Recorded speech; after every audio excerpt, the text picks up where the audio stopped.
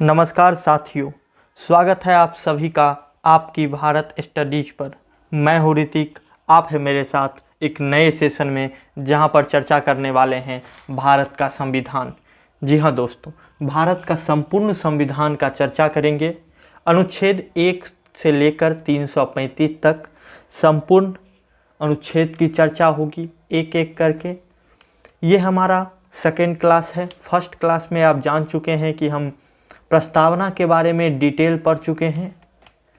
प्रस्तावना और के साथ साथ हमारे संविधान में कुल कितने भाग हैं ये हम जान चुके हैं। कुल कितने अनुसूचियां हैं ये हम जान चुके हैं। कुल कितने अनुच्छेद हैं वर्तमान में वो भी हम जान चुके हैं। और उसके बाद हम प्रस्तावना के महत्व के बारे में जान चुके हैं। प्रस्तावना की संरचना के बारे में जान चुके हैं। प्रस्तावना के जो मुख्य तत्व थे उसके बारे में हम जान चुके हैं। उद्देश्य के बारे में हम जान चुके हैं। और आज हम पढ़ेंगे भाग 1। भाग 1 है संघ और उसका राज्य क्षेत्र। साथियों, कुल संविधान में कुल 25 भाग हैं।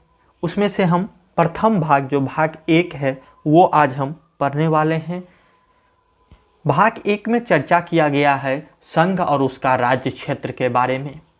भाग 1 के अंतर्गत अनुच्छेद 1, 2, 3, 4 ये 4 अनुच्छेद की चर्चा भाग 1 के अंतर्गत की गई है।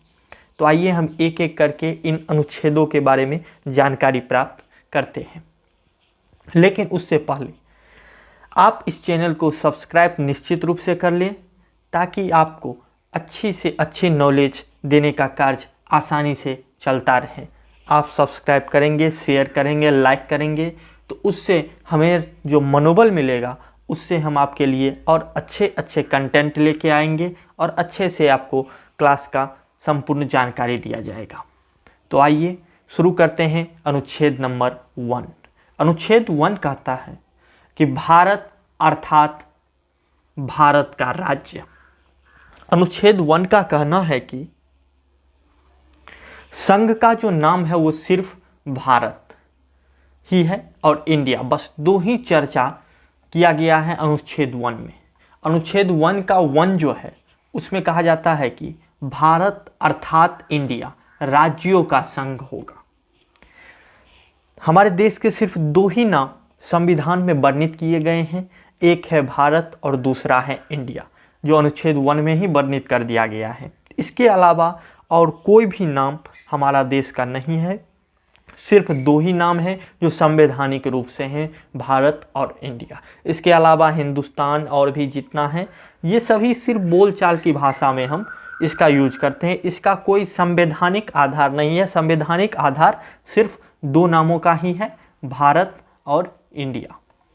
और इसी में एक और बात कहा गया है, जो ये भारत अर्थात इंडिया जो होगा वो राज्यों का संघ होगा। मतलब इसमें राज्य भी होंगे और वो राज्यों का एक संगठित रूप होगा।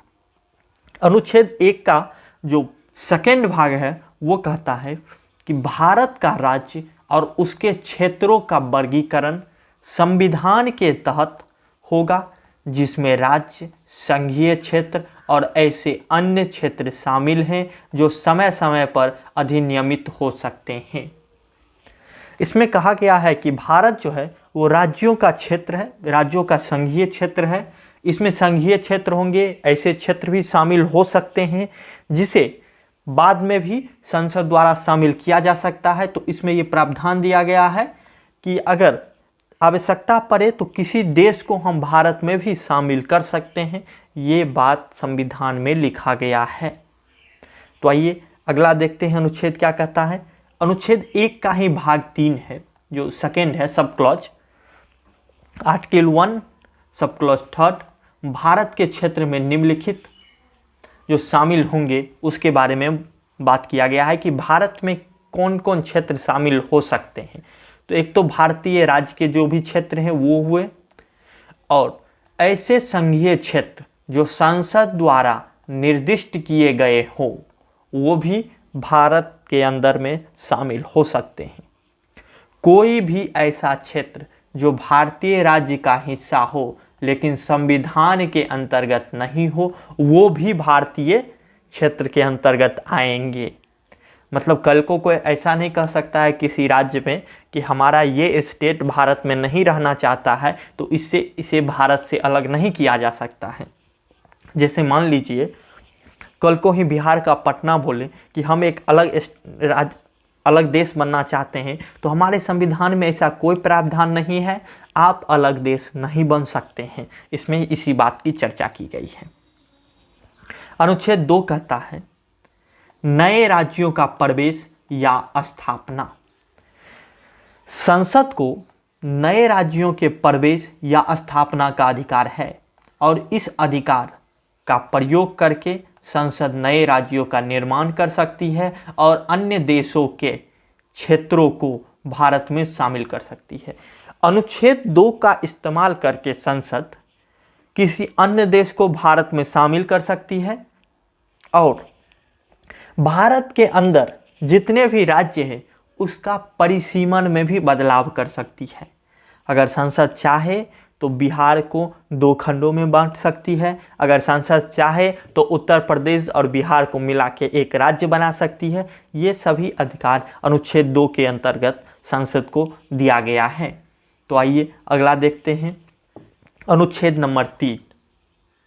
अनुच्छेद 3 कहता है कि राज्यों का निर्माण, सीमाओं का परिवर्तन और नामकरण, वो जो अभी हम परिसीमन वाली बात कहें वो अनुच्छेद 3 के अनुसार है कि अगर यूपी और बिहार को मिलाकर एक राज्य बनाना चाहे तो ये भी संसद को अपना अधिकार देता है कि वह 2 राज्यों को मिलाकर भी एक राज्य बना दे या फिर एक राज्य को तोड़ के 2 राज्यों में भी विभक्त कर सकता है।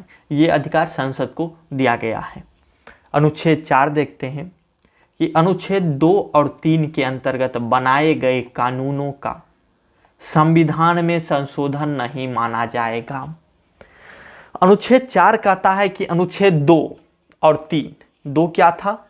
2 था जो नए राज्य और नए देशों का प्रवेश, और अनुच्छेद 3 है राज्यों का निर्माण, सीमाओं का परिवर्तन, नामकरण। ये दोनों अधिकार संविधान में संशोधन करके भी नहीं हटाए जा सकते हैं। कल को ऐसा ना हो कि कोई ऐसा संसद का ग्रुप आए, कोई इसकी सत्ता आए और वो सोचे कि हम भारत को 2 टुकड़ों में बांट देंगे, तो ये संभव नहीं है। हमारे संविधान में इसका स्पष्ट रूप से खंडन किया गया है कि कोई चाहकर भी भारत देश को 2 टुकड़ों में नहीं तोड़ सकता। हाँ, कोई अगर अन्य देश को सम्मिलित करने की बात आएगी तो वो कर सकते हैं, लेकिन जब एक देश कोई भारत में सम्मिलित हो जाए एक बेर में, तब फिर उसे दोबारा भारत देश से अलग नहीं किया जा सकता है। ये अनुच्छेद 4 कहता है। आइए, ये भाग 1 का था, अनुच्छेद 1, 2, 3, 4।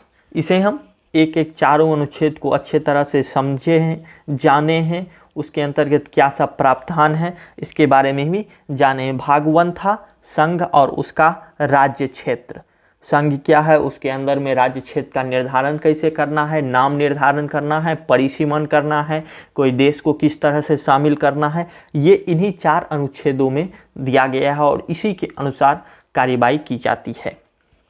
जब भी आप कोई देखते हैं कि किसी का नाम चेंज हो गया है, किसी स्टेट का, या कोई स्टेट टूट के अलग हो गया है, तो वो सभी इन्हीं 4 अनुच्छेदों के अंतर्गत आता है और यही वो अनुच्छेद हैं जिसे संसद को यह पावर दिया गया है कि वो ऐसा कार्य कर सकता है। तो आइए भाग 2 में अब हम प्रवेश करते हैं। भाग 2 है हमारा नागरिकता से संबंधित। जी हाँ, सिटीजन, जो भारतीय नागरिक कौन सब हो सकते हैं उसके बारे में भाग 2 में चर्चा किया गया है। यह अनुच्छेद 5 से अनुच्छेद 11 तक की जितने भी अनुच्छेद हैं वो नागरिकता से संबंधित है। 5, 6, 7, 8, 9, 10, 11 ये सभी अनुच्छेद में नागरिकता का अधिकार के बारे में वर्णन किया गया है कि भारत का नागरिक कौन और किस तरह से बन सकता है। इससे पहले अगर अब तक भी आपने इस वीडियो को शेयर नहीं किया है तो शेयर कर दीजिए, लाइक कर दीजिए और आपका अपना जो भारत स्टडीज है उसे निश्चित रूप से सब्सक्राइब कर ले। तो आइए अनुच्छेद 5 के बारे में जानकारी लेते हैं। साथियों, अनुच्छेद 5 कहता है कि नागरिकता का अधिकार भारत में नागरिकता का प्रारंभिक प्रावधान, जो अनुच्छेद 5 है वो नागरिकता का अधिकार देता है और वो भी भारत में नागरिकता का प्रारंभिक प्रावधान करता है। संविधान लागू होने से पहले भारत में पैदा हुए, भारत में रहने वाले या जिनके माता पिता भारत में पैदा हुए हों, ऐसे लोग भारतीय नागरिक माने जाएंगे। अनुच्छेद 5 यही कहता है कि जब संविधान लागू हो उसी के साथ उससे पहले जितने भी लोग थे जिनका जन्म भारत में हुआ हो या जिनकी माता पिता का जन्म भारत में हुआ हो, जिनके पूर्वजों का जन्म भारत में हुआ हो, वे सभी स्वतः ही भारतीय नागरिक माने जाएंगे। उन्हें भारतीय नागरिकता का दर्जा दे दिया गया। अनुच्छेद 6 कहता है कि भारत में प्रवासियों की नागरिकता का अधिकार है। किस तरह से है वो देखते हैं।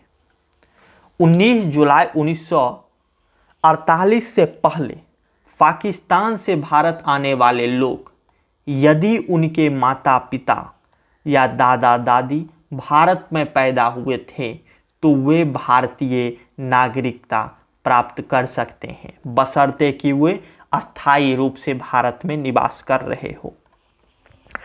जब बंटवारा हुआ था और भारत पाकिस्तान बना था तो पाकिस्तान के तरफ से आज़ादी के बाद भी बहुत सारे लोग भारत में प्रवेश किए थे। ये उन्हीं लोगों की नागरिकता की बात करता है कि 19 जुलाई 1948 तक भी जो लोग पाकिस्तान से चल के भारत आए उन सभी की नागरिकता अनुच्छेद 6 बात करता है कि उन्हें नागरिकता दी जाएगी अगर उनके माता पिता पहले भारत में थे या दादा दादी कोई भी भारत में थे, क्योंकि भारत से ही अलग होकर पाकिस्तान बना था तो स्वाभाविक है अगर उनके माता पिता होंगे तो भारत में ही होंगे, पैदा हुए होंगे। और वो नागरिक जो भारत में आए हैं वो ये पूरा कन्फर्म करे कि हम भारत में ही रहना चाहते हैं और अस्थायी रूप से रहना चाहते हैं तो उन्हें भारतीय नागरिकता दे दी जाएगी। ये अनुच्छेद 6 कहता है। नेक्स्ट अनुच्छेद 7। अनुच्छेद 7 कहता है कि पाकिस्तान को प्रवास और नागरिकता, ऐसे लोग जो 1 मार्च 1947 के बाद भारत से पाकिस्तान आए थे लेकिन फिर से भारत लौट आए, भारत से पहले पाकिस्तान गए और फिर भारत आ गए और नागरिकता के लिए पंजीकरण किया, उन्हें नागरिकता दी जा सकती है। इसमें टाइम लिमिट नहीं रखा गया है। देखिए एक अंतर इसमें यही है, इसमें बताया गया है आपको कि 19 जुलाई 1948 इसमें एक टाइम पीरियड बना गया है। इसमें टाइम पीरियड नहीं बनाया गया है। अनुच्छेद 7 यही कहता है, इसमें कोई टाइम बाउंडेशन नहीं है। इसमें कहता है सीधा जो 1 मार्च 1947 के बाद जो भी लोग हैं वो पहले भारत से पाकिस्तान गए और उसके बाद फिर वो पाकिस्तान से भारत आए हैं तो उनके लिए उन्हें एक पंजीकरण करना होगा और उस पंजीकरण के माध्यम से उन्हें नागरिकता दी जाएगी। यह अनुच्छेद 7 कहता है।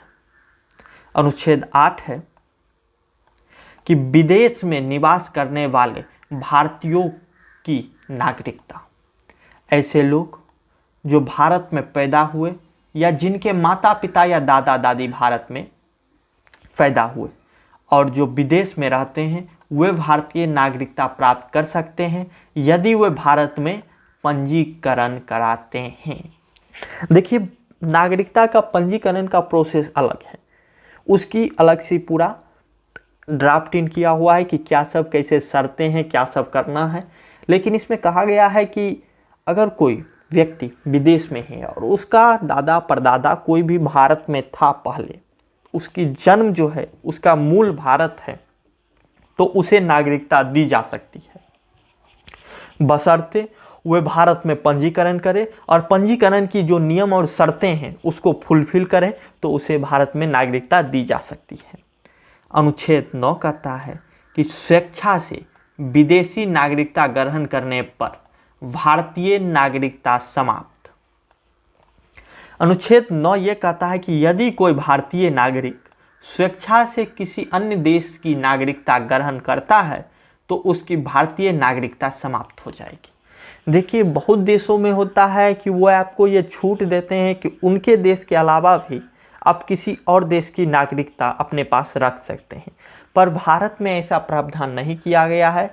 संविधान निर्माताओं ने इस बात का विशेष ध्यान रखे हैं कि जो भारतीय नागरिक होंगे वो सिर्फ और सिर्फ भारतीय ही नागरिक होंगे और किसी भी परिस्थिति में वो किसी और देश की नागरिकता ग्रहण नहीं करेंगे।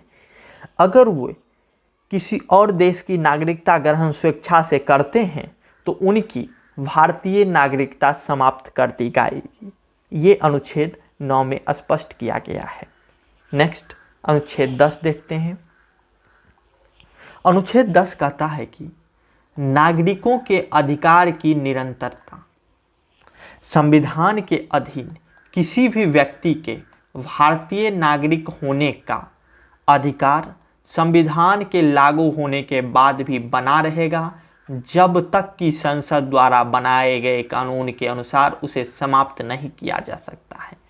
देखिए, इसमें कहा गया है कि जो भी भारतीय नागरिक है उनको संविधान लागू होने के बाद भी नागरिकता उनका बना रहेगा जब तक वो हैं, यही कानून चलता रहेगा। इसमें संसद को एक अधिकार दिया गया है कि वे नागरिकता से संबंधित अन्य कानून भी बना सकते हैं। इसका जो महत्वपूर्ण लाइन है वो यही है कि संसद को यह अधिकार दिया गया है कि वह नागरिकता से संबंधित कानून बना सकते हैं।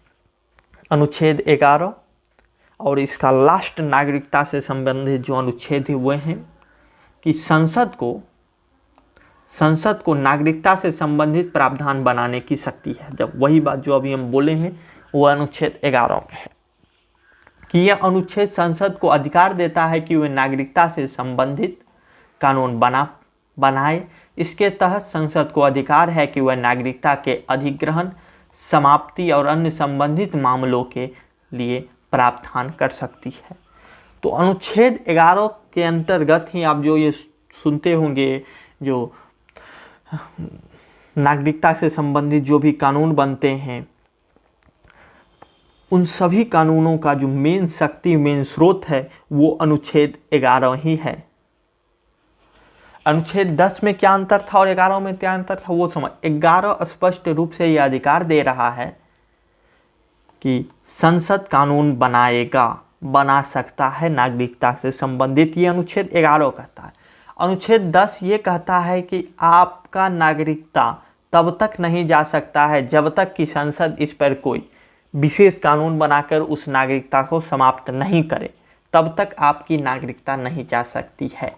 ये 10 में कहता है। और 11 में नए नागरिकता किस तरह से दिया जाए इस पर संसद कानून बना सकता है। तो इन दोनों में मेजर डिफरेंस यही था।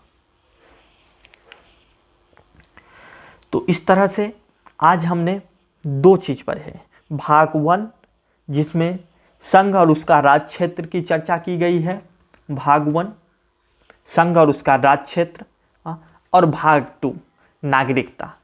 इन 2 चीज़ों की चर्चा आज की गई है, अच्छे से की गई है। उम्मीद करते हैं आप समझ गए होंगे। अगर आपका कुछ क्वेश्चन है तो निश्चित रूप से कमेंट करिए, उसका जवाब दिया जाएगा। और कितना समझ रहे हैं इसके बारे में भी बताइए हमें, उसका भी सुधार किया जाएगा। हमें निश्चित रूप से उम्मीद है कि आप समझ रहे होंगे। और अगर इस चैनल को अब तक आप सब्सक्राइब नहीं किए हैं तो सब्सक्राइब कर दें, बेल आइकन को दबा दें और लाइक वीडियो को निश्चित रूप से करें और शेयर अपने दोस्त मित्रों के साथ कर दें। ये सभी के लिए है, ऐसा नहीं है कि किसी एक स्टूडेंट के लिए है। आप किसी भी क्षेत्र में हो, अगर वहाँ पे संविधान से क्वेश्चन आता है तो ये आपके लिए महत्वपूर्ण बन जाता है। तो निश्चित रूप से ये आपके लिए भी महत्वपूर्ण है। अगले क्लास में हम चर्चा करेंगे मूल अधिकार की, फंडामेंटल राइट की। तो इसी के साथ नमस्कार, धन्यवाद, अपना ख्याल रखें। नमस्कार।